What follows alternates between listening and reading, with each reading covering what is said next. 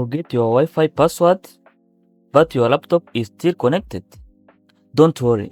Today, I'll show you how to see your saved Wi-Fi password in less than 1 minute. Wibagiwe password ya Wi-Fi yawe, ariko laptop yawe iracyari connect. Reka nkwereke uko wayibona. Welcome to Chance Tech Help. In this video, I'll show you step by step how to see your connected Wi-Fi password on Windows 11. Step 1. Open Settings. First, click the Start button and type Settings. Then open it.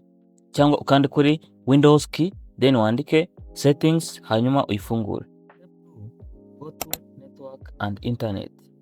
Now click on Network and Internet. Then click on Wi-Fi.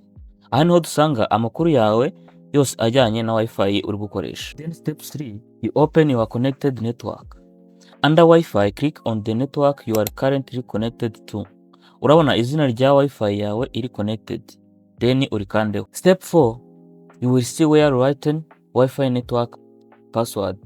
Then you click on Show button. Now your password will be visible. Hano urahita ubona password ya Wi-Fi yawe. Then wowe wanayiha n'undi muntu waba uyikeneye cyangwa se wari uyikwatse cyangwa se nawe mu gihe wayibagiwe kongera ukayibona. If the show button is not working, make sure you are using an administrator account. Niba show button itagaragaza password, reba niba uri kuri admin account ya laptop yawe. And that's how you can see your connected Wi-Fi password on Windows 11. If this video helped you, don't forget to like and subscribe for more simple tech tutorials. Subscribe kuri Chance Tech Help kugira ngo ukomeze kubona tech tips zoroshye kandi zisobanutse.